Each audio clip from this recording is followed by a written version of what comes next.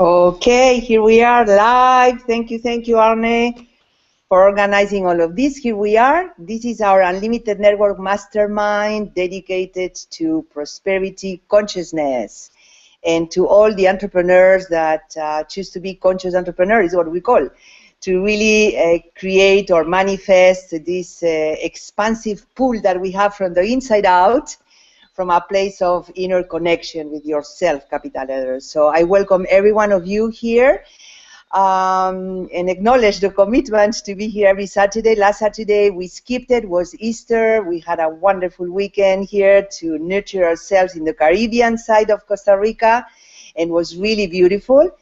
And here we are, like fully on, you know, like to really keep in our perseverance. I really believe more and more that you know, to jump from scarcity consciousness to prosperity consciousness, that at the end is just a state of consciousness, a different frequency, okay, is a perseverance thing, you know. It's a matter of every week, every day, every moment that you are aware to change, to switch your approach to life and to deepening in the allowing and connection with all possibilities. That is really our true nature, okay? So we are learning that and practicing too.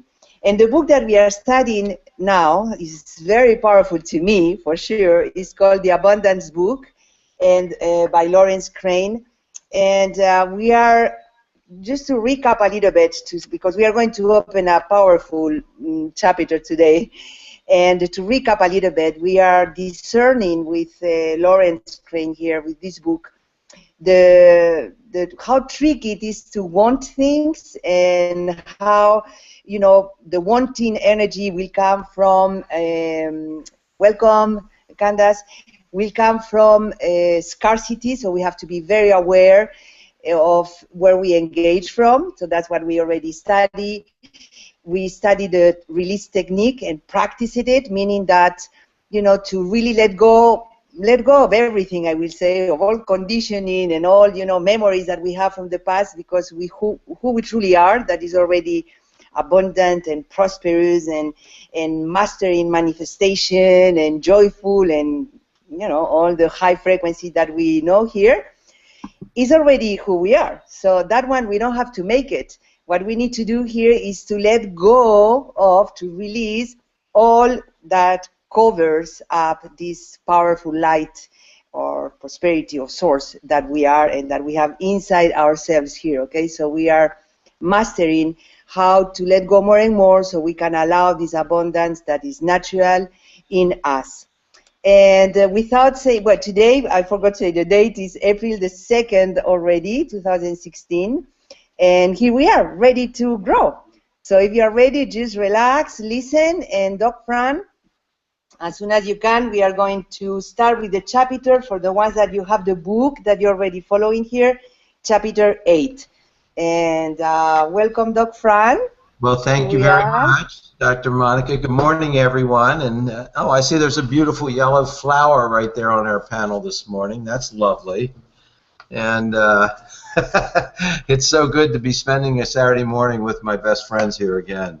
And you know, this, Monica, you and I spoke yesterday. This is a chunky chapter, and it really very fascinating to reconnect with this in a new unit of time, because you know, this chart that we're going to spend a good bit of time on this morning really put a lot of connected a lot of the dots that had come disconnected in my universe. So what we're going to do is move. I'm going to read the synopsis of the chapter, and then we're going to go to the chart of imperturbability on 42 and 43 and do some specific work on that today. And that will probably take us to the end of our time today. And then next Saturday, I want all of us to work through this week right in this chapter, and it will bear a lot of fruit for each and every one of you if you make yourself do it. Even if it's just for 15 or 20 or 30 minutes a day for the next week, really get in touch with this chart of imperturbability. And then next Saturday, we'll pick up there. We'll kind of wrap up, get some wins and insights that people got out of this week, and then we'll move on to the scale of action. And, excuse me. Oh, man, you have no idea how bad the pollen is here. Bless you. Thank you. It's been my eyes feel like they're going to fall out of my head right this minute, so I may have to run and get a Kleenex. So, in fact, I am going to do that. Monica, will you fill in for a second? I'll be right back. Yes, absolutely.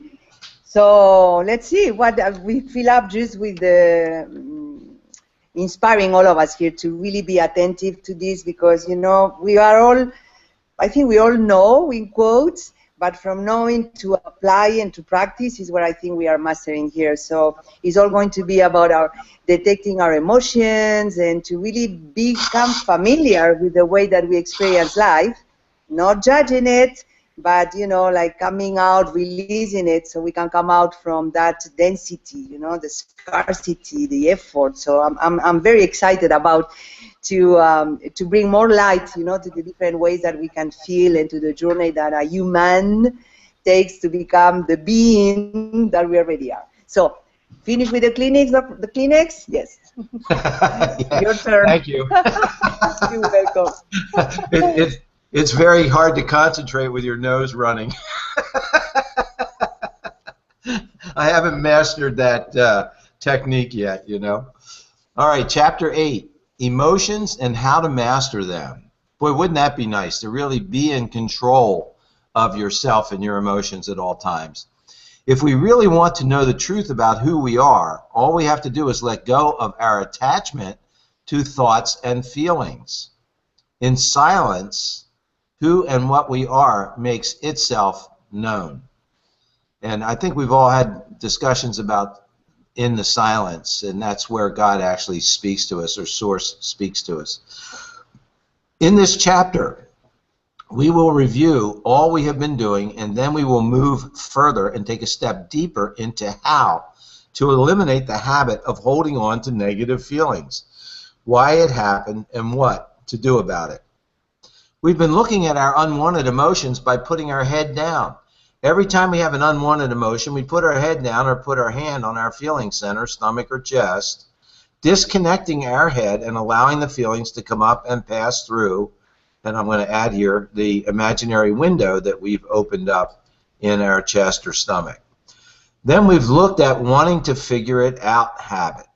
Actually, wanting to figure it out clouds your mind and allows you to be confused. It actually instructs your mind not to give you an answer. It's such a habit that it takes vigilance to reverse it, which is why I've asked you to spend the next few hours looking for the habit of wanting to figure it out, and then let go of wanting to figure it out. I'm just going to add here real quick, this is one of the biggest challenges that I always had when I was doing a lot of the training in my past lives here that I've spent a lot of money acquiring. I noticed after a long time that I was spending more time observing and trying to figure out the process rather than simply allowing myself to experience the process and get the product of it. And man, I mean, when that hit me, it was like a ton of bricks, and I've been kicking my butt ever since for all the time I wasted always trying to be understanding everything that was happening to me. And it's a lot more fun. You know, ignorance is bliss on so many levels. So I'm proud to call myself one of the most ignorant people you'll ever meet. Anyway, don't let that habit of figuring it out go further than your nose. And looking for the disapproval habit, disapproving of ourselves. It's a habit we all have. And let go of wanting to disapprove of ourselves. Feel the energy, allow it to come up and allow it to pass through. And let's reverse the habit of disapproving ourselves by giving ourselves approval, liking ourselves. If you notice, the more you do it, the nicer it feels, and you'll notice that when where approval comes from. It comes from inside yourself, and yet everybody is busy looking for it outside themselves. So practice giving yourself approval. Very important. Now we're going to move on further and take a look at our feelings on a deeper level. I'm going to ask you to read the chart of emotions which follows. Please read this chart, starting with the list of emotions under each category: apathy, grief, fear, lust, anger, pride, courageousness, acceptance, and finally, peace. I want you to just sit and watch the feelings go by and notice that energy will get stirred up in your stomach or your chest. If it does, just allow it to pass through. Notice the flow of energy as you follow the chart. Lester called this the ag flap chart. Apathy, grief, fear, lust, anger, and pride. Then we're going to move up to the cap, and that is courage, acceptance, and peace. Watch your energy as you move up the chart. Remember, these are just words, and watch how they affect you, if they do. Now that you've read the entire chart, you will probably notice a shift in energy as you were reading. If there's any word category that resonated with you, look at that section again on the previous chart of emotions. Put your head down and see if it stirred up a want, an unwanted energy, a resistance, a clutching. Now, just allow that energy to come up and allow it to move through. The more and more you do this, you pay attention to your feelings as you read each category, keep releasing as you work through the chart. Make imperturbability your goal. Now, there's a great word. Try and say that fast 5 times in a row. If you look at the chart of emotions on pages 42 and 43, you'll notice a word at the top of the chart: imperturbability. I practiced that for an hour before I got on the call here this morning. That is the place where nothing and no one can ever bother us. And again, it's a place where you feel like you can have it all, a place where there are no impossibilities. Working with the scale of action. Read the following chart. Start at the bottom of the scale of actions, beginning with apathy. Then move up the chart from the bottom to the top and notice the energy flow. Remember to keep releasing. You will notice that there's a line above pride, and anything from pride down on the ag flap chart is an I won't, I can't feeling. Pride is a very strong energy, and we will be examining it further as we get into this course, because pride stops us from having abundance. I think everybody should read that line 10 times to themselves out loud. Pride stops us from having abundance. It is a big, strong, negative energy. It sounds like I won't, but underneath it is really a strong I can't, which is covered up with I won't. Can you do it? No, I don't want to do it. Can you do it? I don't want to do it. Pride is a hiding place, and most people stuck in it do not know that pride energy is really what stops one from moving up into courageousness, acceptance, and peace. Now read courageousness again. This is the first move upward to I can. People who hang out in courageousness are the doers of the world. Now read acceptance, then read peace.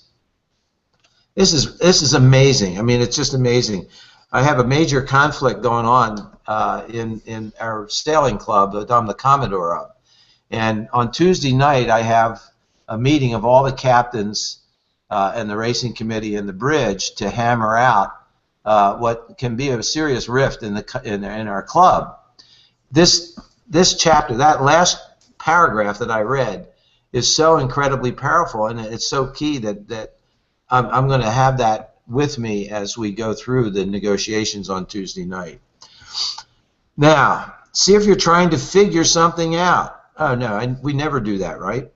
Can you let go of wanting to figure it out and more and even more? And could you let go of wanting to know what to do about it and more and even more? And could you let go of wanting to know what the answers are? You might as well. You don't have the answer right now anyway, and more and more. You might as well let go and have answers by letting go of lacking and more and more. And notice if you've been disapproving of yourself, could you allow that energy to come up and allow it to pass through? It's not good, it's not bad, it's just passing through. However, if you let go of clutching and let go of resistance, you will discover they are just feelings. These feelings have been stopping us from having everything we want. And they're just feelings. Just play around with that and you'll discover that's all it is. It's just energy. Just allow it to pass through. It's not good, it's not bad. It's just phenomena passing through. So, as we move on, we will be getting rid of wants, which are lacking feelings, and desires that actually have been subconsciously stopping us from having abundance. So, any comments on that? I mean, there's some chunky stuff right in that chapter. So, yes, a lot of comments. Do you want to comment before, Arne? You had something? Yeah, let's see if my microphone is working. No, I cannot hear you from the inside here. I start to share myself? Okay. We can Okay. hear. I can hear. Yes. You can hear Arne? Yes. Okay, they can hear you.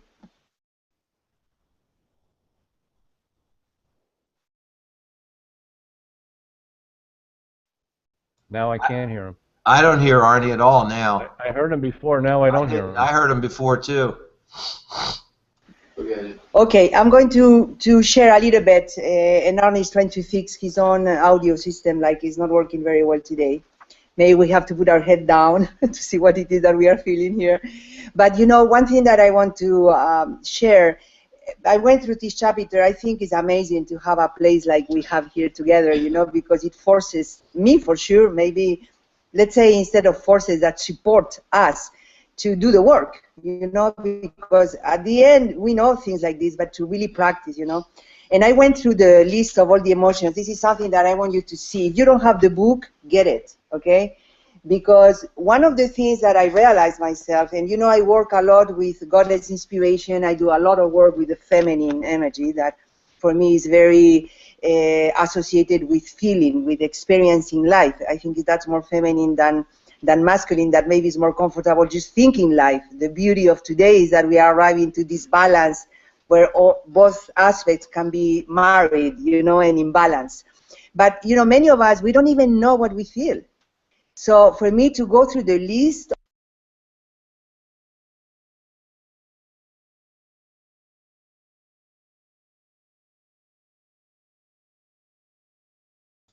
Monica, we just lost your voice.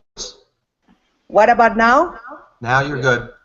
Oh, okay, great. So what I was saying is that just to bring awareness, that is what this chapter is suggesting us right now, is to very gently, that we will do together here, but to read every word, okay, and to be honest. One of the things that I noticed that the beginning of the chapter that I love, how it begins, it says, if we really want to know the truth about who we are, all we have to do is let go of our attachment to thoughts and feelings. So for me, the question inside is like, who am I without thoughts, without my thoughts and my feelings, you know? So that's what we are going to discover here. That is funny, is the question that I have for years with my spiritual teacher, Gangaji, you know, that is self-realization, like direct self-discovery, right? So it's the same thing. I love that it's approached from another perspective, you know, but to really understand that you are not your thoughts and you are not your feelings. That's why, like Dr. Frank was saying before, we can open the window, you know, and let that go, so we can really fine-tune and find, let's say, who we truly are. So I just love the opportunity that we have to go word by word, sense in our gut here, you know, in our chest or belly, let's say, if that word, that emotion, you know, move us, if it resonates with us, and if does, to take the time to let it go. Yesterday I practiced for 10 minutes maximum, okay? I mean, I don't know. Maybe I'm in that period of time where there is no time, I don't know, but I don't think it was too long. And, you know, and I was feeling things, you know, like, okay, let it go, and just the window. Another thing that I got from this book for now is that these energies, these kind of negative thoughts and behaviors and emotions that we have, they want to leave. They want to go back to source. So, and I experienced that. So I love what you said, though, Fran, just before, you know, like from figuring it out and you entertain yourself a long time to experience it and to notice. And the book says at one point, this chapter says at one point, you know, like experience it because you are going to feel good. And that feeling good is a motivation for you to do it more, okay, because it feels incredible. So I was for 10 minutes and suddenly I had this uplifting, you know, like even thoughts that were like super open and I don't know how to explain, like connected and happy and, you know, like, okay, you know, so stimulating to do it more, okay? And of course, with the list that we have here is easy to do. So I just wanted to share that with all of us. It's a matter of taking the time to do it, period. So thank you so much for listening. And Arne, do you want to try again? Maybe you can speak from here. Can you hear me here? I hear him when he talks and through your microphone. Yes. We just lost you, Monica. I know. It's a microphone. But Arne, do you want to come? Okay. Okay, so he's coming because he has something to share that can be important. I go back. I can hear. Okay. Can you hear me now, guys? Oh, perfect. And I can see you, too. Isn't that lovely? Good. Well, I just wanted to, I see here an echo, no, that what you were talking about, Dr. Fran, the importance of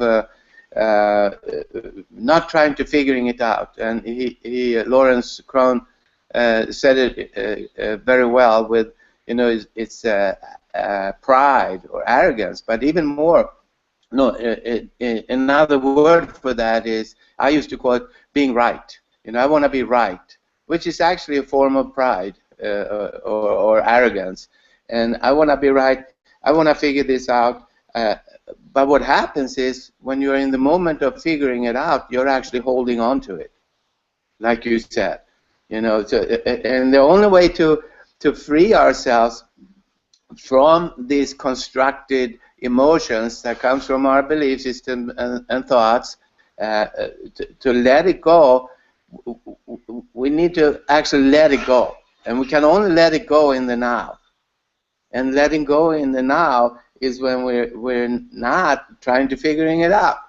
So it's a mind trick. It's a trick of the mind trying to, well, if I figure it out, then I can let it go. We will never reach that place.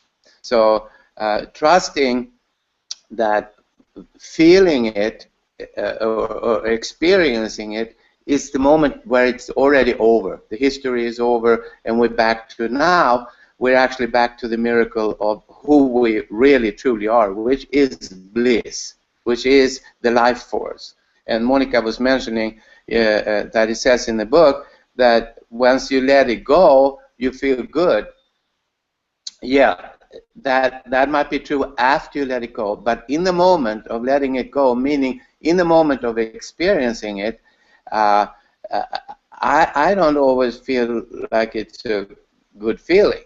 But the only thing that I have to agree with, I do feel more than I did before. I do feel more alive than I did before. So there is more aliveness in the experience. Resisting the experience, figuring it out, keeps me half dead or more dead. But taking in the experience makes me feel a lot. And at the moment where I feel that more, I am more alive. And the reason I might not like it is because of my history of the label I've put on that type of experience. It's the same like fear or excitement. It's the same experience. But if we call it fear, we need to get rid of it. If we call it excitement, we can take it in. So that transition of the labeling of the experience of the emotion is crucial to have the trust. And maybe the way I do it, I logically argue it with, well, I'm more alive, so it must be good. And then I can propel myself forwards into it. That's me for now. Well, I'd like thanks. to say something in there. Go ahead, Candace. I was just thinking of how simple it can be to let go, and I know for me, after I leave this call, I'm going to be mindful of when I put the fork down, for example. I have let it go, and just let little simple actions in life remind me how simple it is. The first thing I thought of was holding a nice big heavy rope like you might deal with, Doc Fran, on your beautiful boat. You know, when you let it go, to just notice how simple it is to just put the thing down instead of that big tussle that can happen sometimes about letting it go. You know, there can be a little fight there in that moment. Not always, hopefully less and less as time goes on. But it just occurred to me to just practice the simplicity of when I'm letting go of something I don't need anymore. Put the book down, let it go. And just practice the simplest things that we do without even thinking. Release it from my hand, from my body, from my spirit, from my thinking. That's all. Well, thank you. That was beautiful, Candace. And you know, Monica, your talk absolutely clarified a different viewpoint and understanding on that opening line from Lester Levinson for me.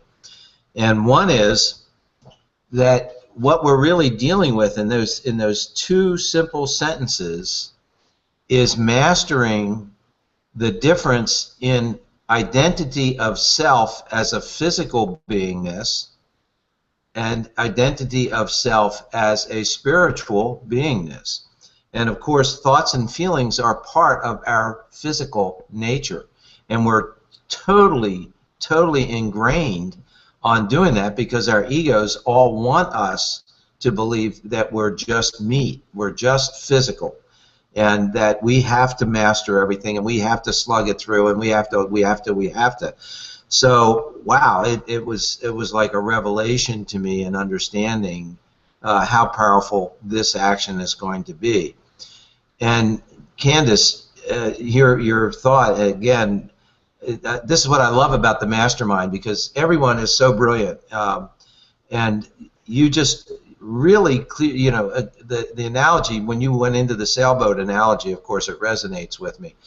And I thought to myself how true that is, literally on a sailboat. And Arnie, you'll know this. If all of a sudden you're in a terrible gust of wind and you're totally overpowered on where your sails are set, what you have to do is let go of all the line, let go of your sheet, let go of the sail, and let it just flop out with the wind, and immediately you're safe. It's just amazing. And what I never tied that in with understanding an emotional danger situation in life, and how the answer to it is exactly that. Let go of your tight grip on that emotion, and the danger in the instant passes. So, you know, boy, thanks, ladies. You know.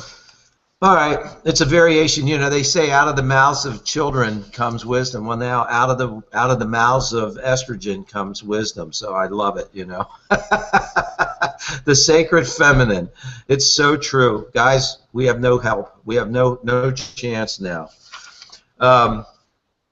Let's go into our chart of emotions, and what I'd like us to do, I hope that each of you actually has either the PDF version of this up on your. Oh, Monica, you've already